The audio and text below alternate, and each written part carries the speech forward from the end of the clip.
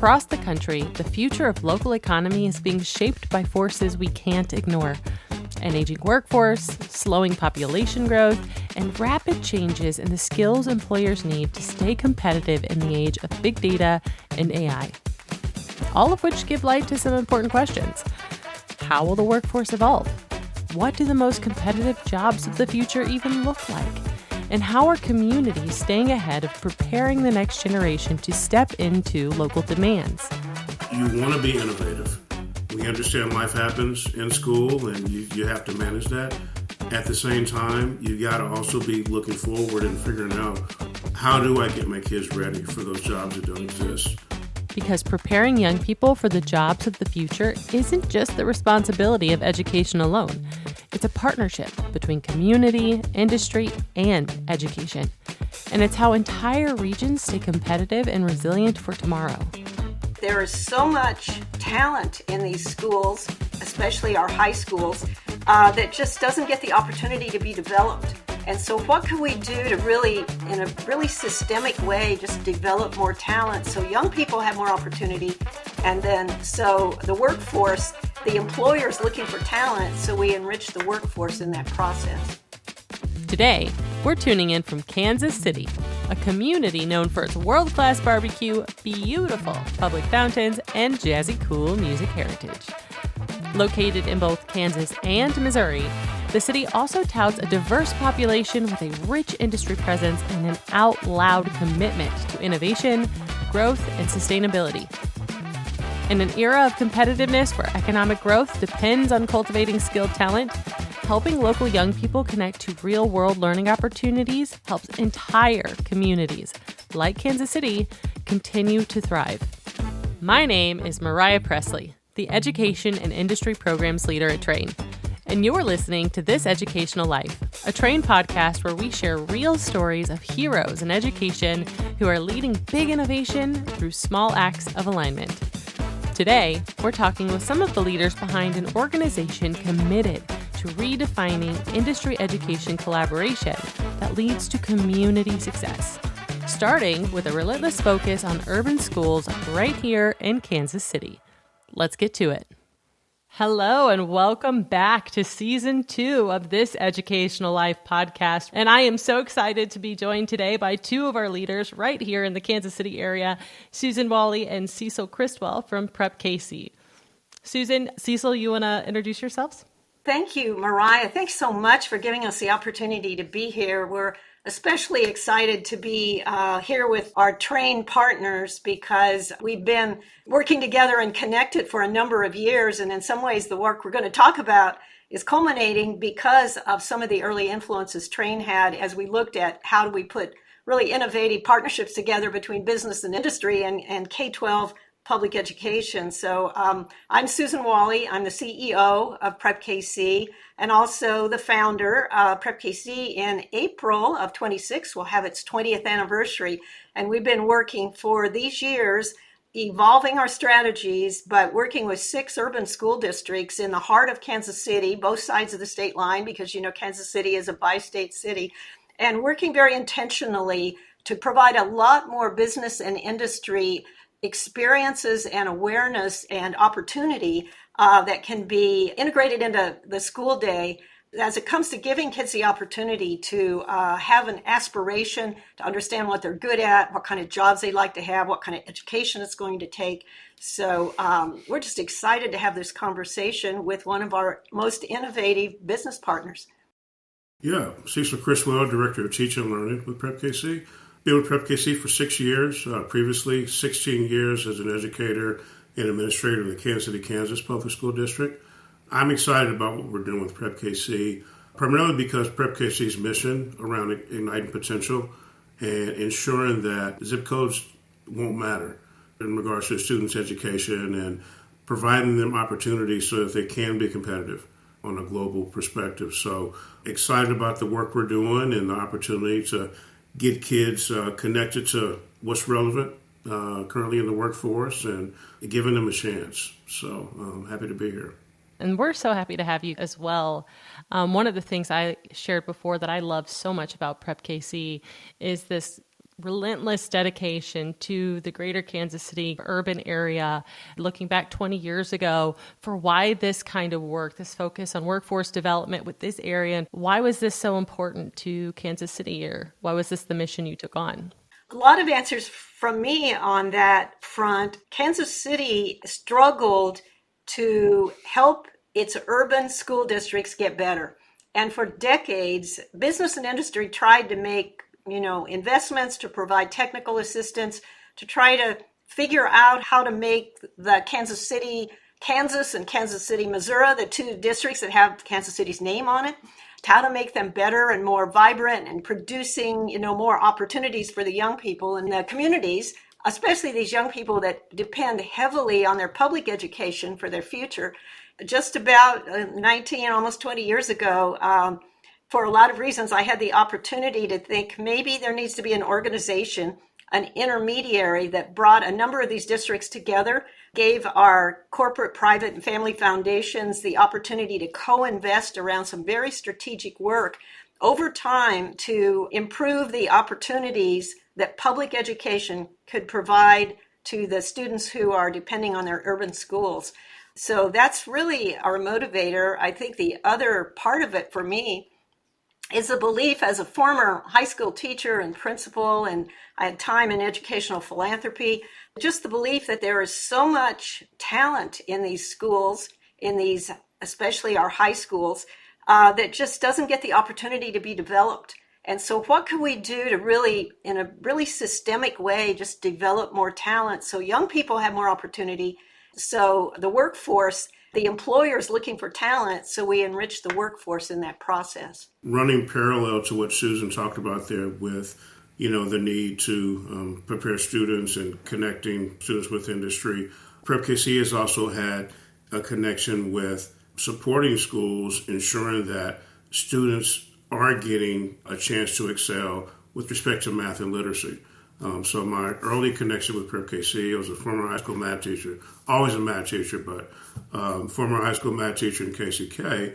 And at the time, we were really focused on trying to improve the students' math experience, and knowing that if we did that, it would increase their chances of earning market value assets and opportunities for internships and other experiences. So I think that's another piece that Prep KC saw, that, in addition to industry opportunities, ensuring that if kids are getting the right academic experiences at the right time, so thinking K-12, then students can be ready when they get that high school diploma. So yeah, I'm excited about what we do.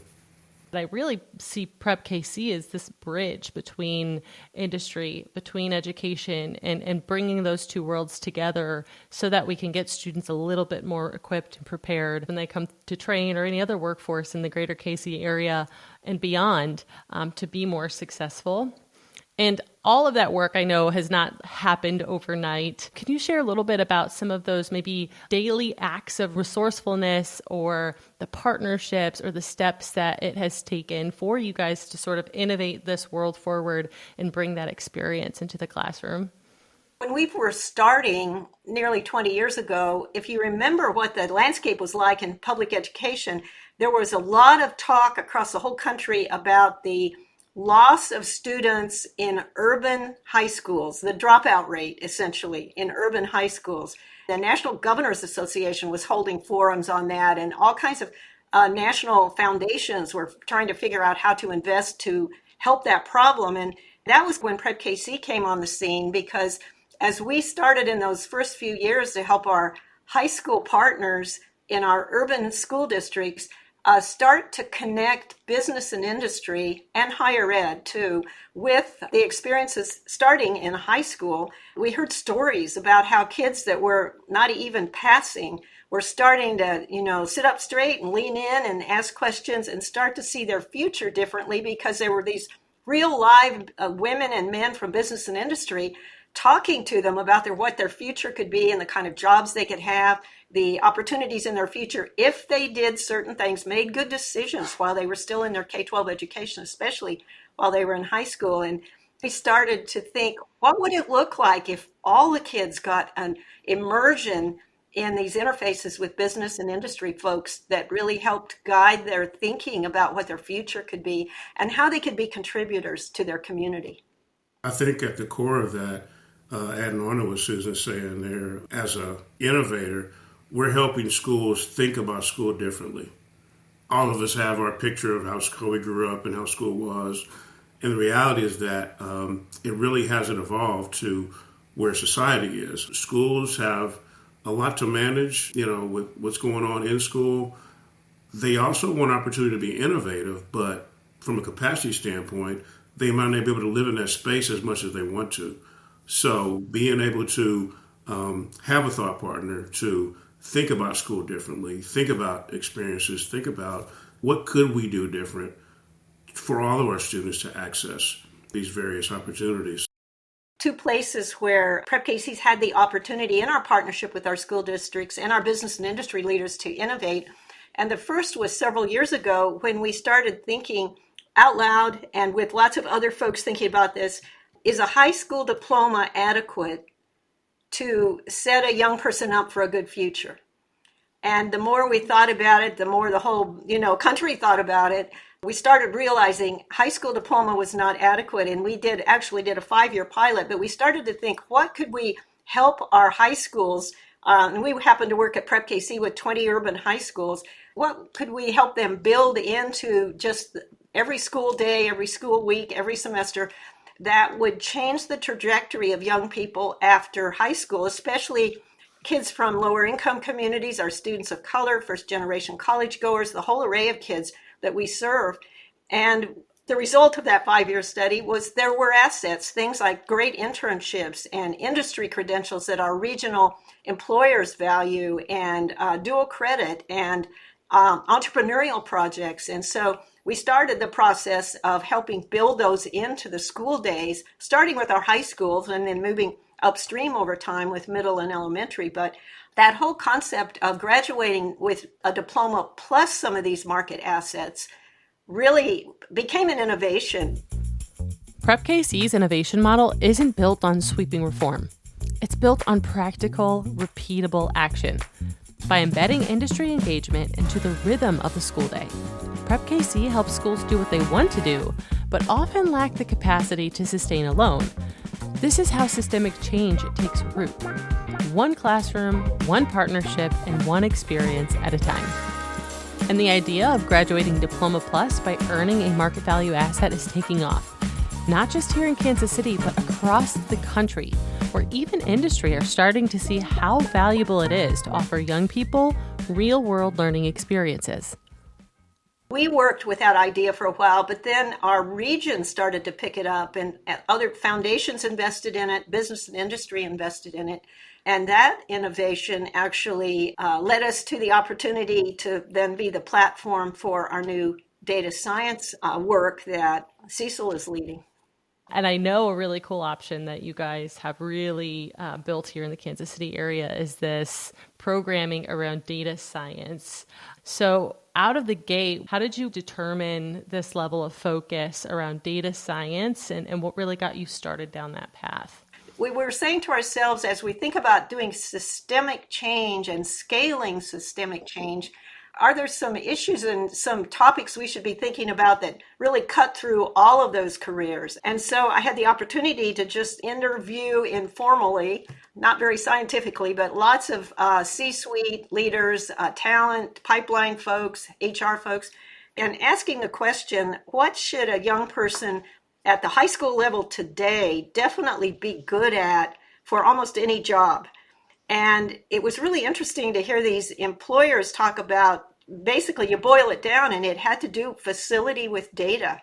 It almost surprised me. I expected maybe different answers, but they talked about how the whole world is now just awash with data. And if you know how to use it and have tools for using it and using it well and using it ethically, you really have some skills that are important to almost any employer. That really got us thinking. I really reflected on the power of engaging with data, and data analytics was looking at some of those programs that Train has provided into public education.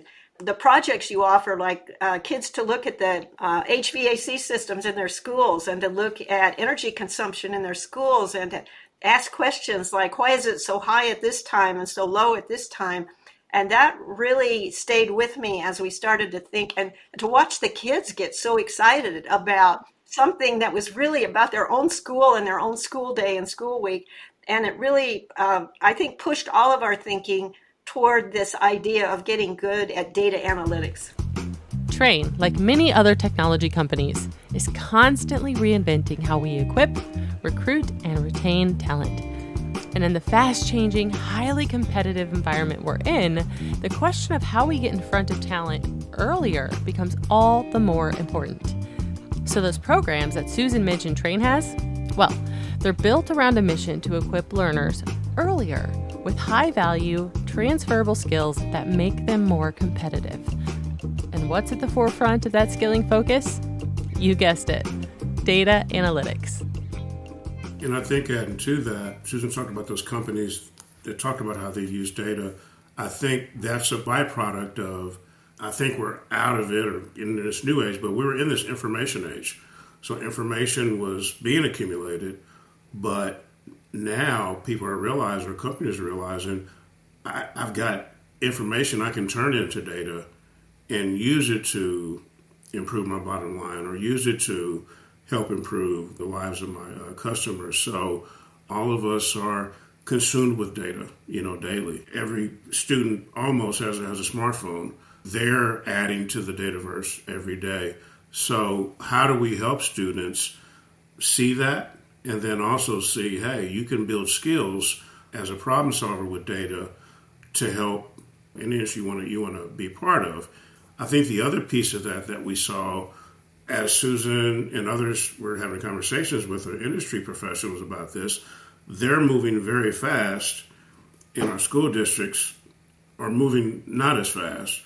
So there's this gap of how are we getting students ready for these jobs that don't exist or newly exist. On that theme, one of the early conversations we had with our school districts when we were asking their leaders to consider working with us to implement this course, we had data from some national sources that said that skills in data analytics actually, in some cases, boosted Algebra 2 scores on the state assessment because algebra and analytics, they have some common characteristics. And so, of course, every district is looking to do as well as possible on the state assessments.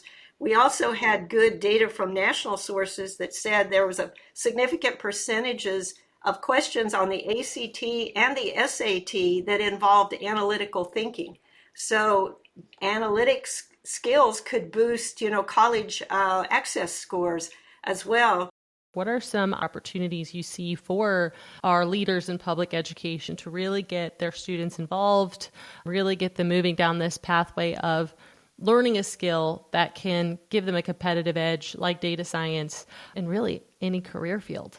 It's a place where it isn't just about learning technical skills so that you maybe go into a skilled trades and you got technical skills, or maybe you're going to become a lawyer. There are a lot of technical skills around being a lawyer. The idea of cultivating curiosity, data science cultivates curiosity, and it also cultivates creativity because, young people start to ask, if this is the case in this piece of data, what would it be like if you tried this way of looking at it? And in fact, one of my stories that I've mentioned before is one young man in our 8th grade data in action course, our semester course that we're implementing.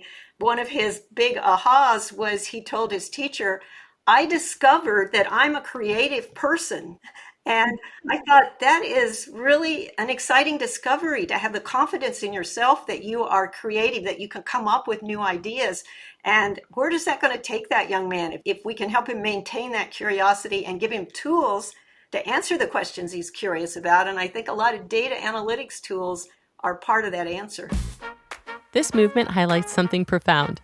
Confidence grows when students are empowered to ask questions and encouraged to explore.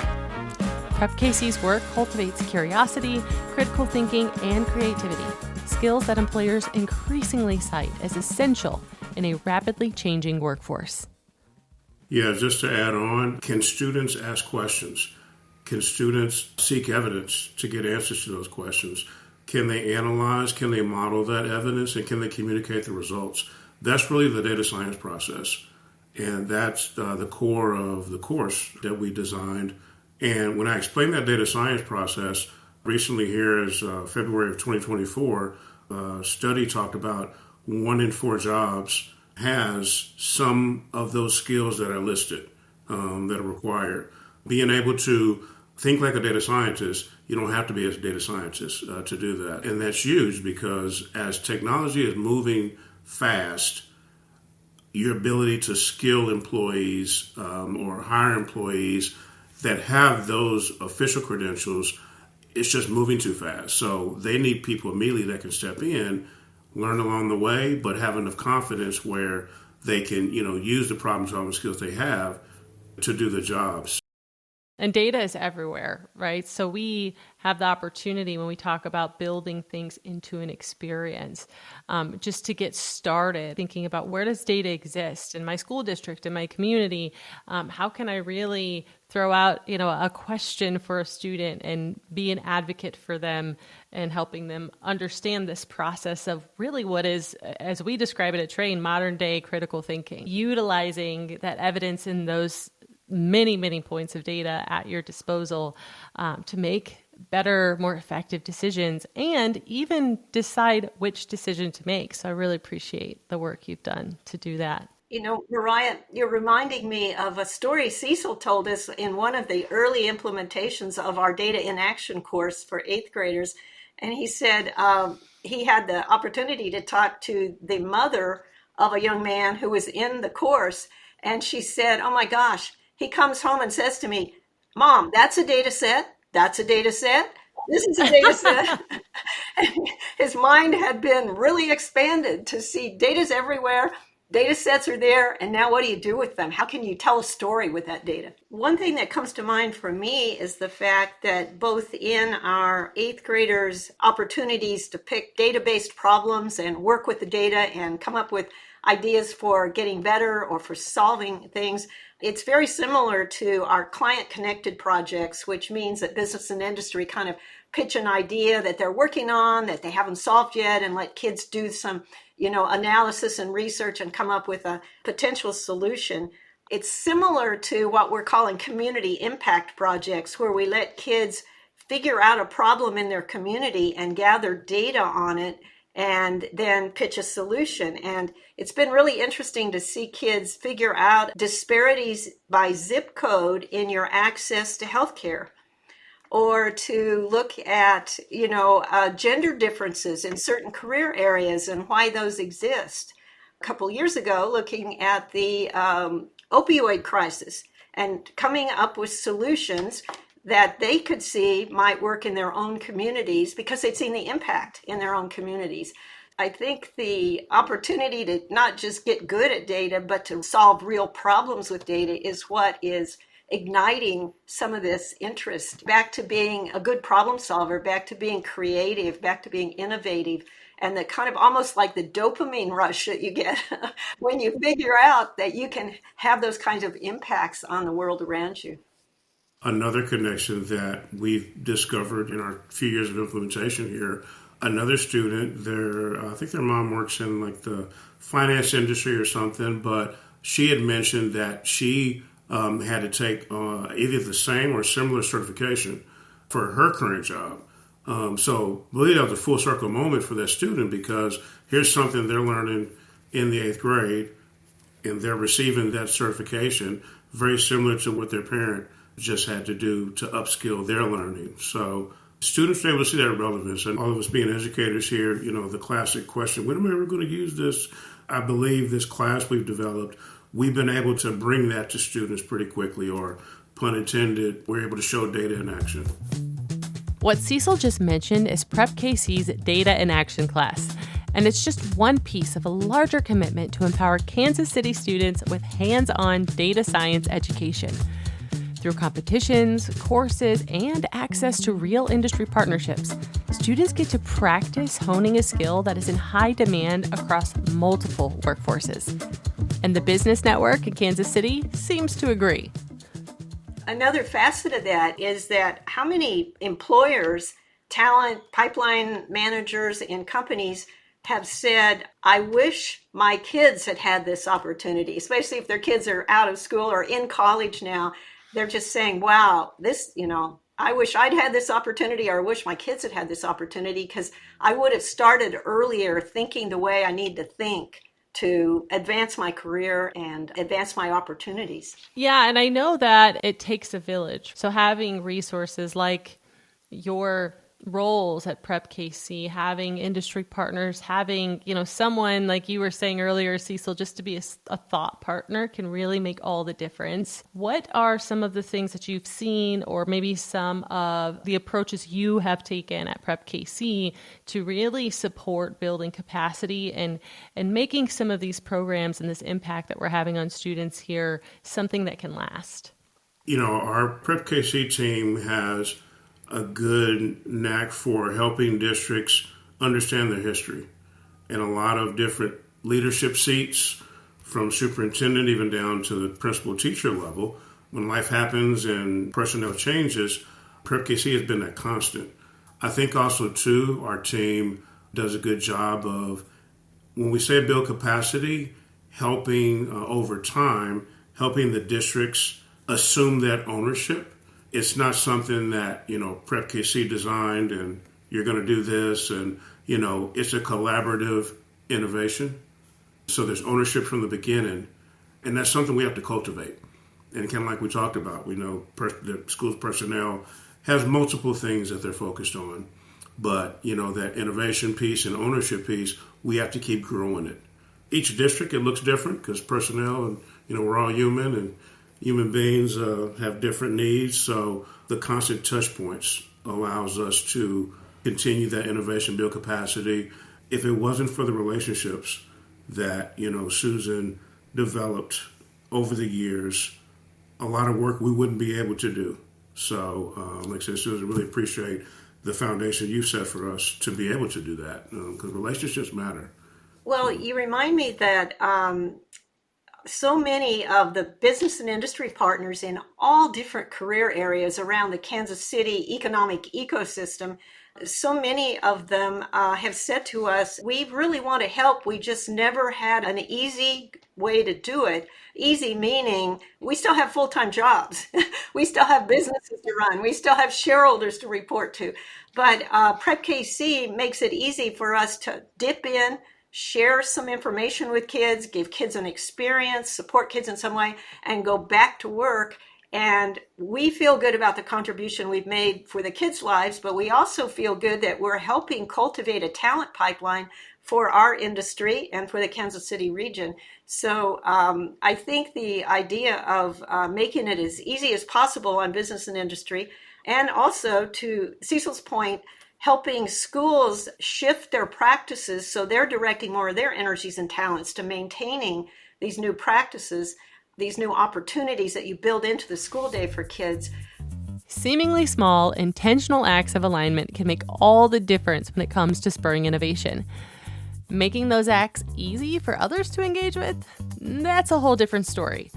But it's one that Prep KC has mastered, and with some big results for up-and-coming talent in Kansas City. When we were getting started on this concept of market value assets, our data showed that of our 20 urban high schools, on average, about 26% of the seniors were graduating with at least one market value asset. And fast forward to 2025, it's now at 73%. Oh my goodness. Imagine That's awesome. going 22% to 73%. And that's very incremental. I mean, that's just the data over the last 5, 6, 7 years. And now what we're thinking at Prep KC and thinking, especially as we're thinking about, our data, the impact of our data in action, and how do we start building more of those opportunities into the high school so the 8th graders bring it with them to high school, but how do they keep growing their skills and talents and interests? We're now launching our new Vision 2030, and we're thinking about the idea of what would Kansas City look like if 100% of the kids from these 20 urban high schools graduated with multiple market value assets. It's a stretch. We think it's doable because we have great education partners. We have great business and industry partners. From the school perspective, and this speaks to the confidence that some of our partners are having just with what they're seeing. We actually have 3 middle schools this year that decided we want all of our 8th graders to receive this experience. You know, us being educators, a master schedule is very complex, and for a school to say we want every 8th grader to have this opportunity, that's a huge deal. I mean, because the master schedules are very protective, and you know, certain classes are put in, and I think that shows, or schools are starting to see that, okay, this is something that we can really get our kids ready. So helping students get those mini wins and seeing that, okay, man, I am successful. What else can I do? You know, really starting there and like, okay, try help them build that confidence. They hit junior, senior year, then they can make a lot of those decisions, hopefully more on their own, but seeking out more of these market value assets. Yeah. Thank you so much, Cecil. I would agree. I think that the workforce and innovation are born from confidence, or that efficacy of like, I can see myself in this world. And Kansas City is such a innovative, creative, bustling community. And I see the work they're doing through Prep KC and with our school districts and industry partners here as central to that confidence building that allows our future generations to see themselves as problem solvers and candidates for really doing big things right here at home. So thank you very much for the work you're doing. Thank you. And again, shout out to the train team. We enjoy the collaboration and, you know, learning and helping our students achieve that credential. So really appreciate that. Yeah, absolutely. The Train partnership has been transformative for Prep KC. So we are very excited to be part of what you're doing. So any final thoughts or advice maybe that you would have for our districts in the area? I would just say you want to be innovative. We understand life happens in school and you have to manage that. At the same time, you got to also be looking forward and figuring out, how do I get my kids ready for those jobs that don't exist? And be okay with seeking out a thought partner. Maybe it is an organization like Prep KC. Maybe it's another school district. Maybe it's another school that just having additional people to think with you, you know, generates tons of ideas and go down many rabbit holes, but it's necessary. When we recently interviewed 3 or 4 of our superintendents that jumped in early with us on the data in action, the data science course, and they had about a year and a half of their 8th graders being immersed and their teachers getting the summer boot camp in data in action, and you know, things were starting to move. We interviewed them and just kind of asked them their thoughts, and they said one of the things that they really valued about the relationship with Prep KC in this case was that we continue to innovate. We don't just find a set of strategies and we just stick with them over time like a cookie cutter. Instead, we continue to learn from our data, we learn from our partners, we learn from feedback from our schools and our business and industry, and we continue to think the next step, the what if. What if we did this and we added that? Or what if we stopped doing this and instead we did this because we got an indication this might be more valuable? The commitment to continuous innovation is really kind of part of Prep KC's DNA, but I also think there's so many educators and educational leaders out there. They want to innovate. They just need a little extra partner, somebody to walk alongside of them and support their dreams for their kids and be there to help co-invest with them in those outcomes. Yeah, that's great advice. I especially love kind of leaving on this relentlessly positive what if. Like, what if it works? What if there's a partner who wants to do this with me? You know, what if this is like the change that my students need, or the small tweak that my students need access to just reframe that perspective of what they can be when they walk out of these doors. So that's really exciting. Thank you for sharing. Well, and Susan, Cecil, thank you so much for being here. Well, we'll see you next time. What a fantastic conversation. This work in Kansas City is an incredible example of how preparing young people for the future isn't just an education issue. It's a linchpin for thriving, resilient communities. And partners like Prep KC prove that bridging the gap between classrooms and careers unleashes real potential, One student, one data set, and one small act of alignment at a time. So let's keep asking, what if? What if we keep building those bridges? What if every student got the chance to see themselves as a problem solver and a change maker in their home city? Because in the end, growth and vitality start with bold partnerships and a relentless commitment to learning. Thank you for listening to This Educational Life, a Train podcast. To hear more stories of big innovation that grow out of small acts of alignment, visit our website at www.train.com/thiseducationallife. Until next time.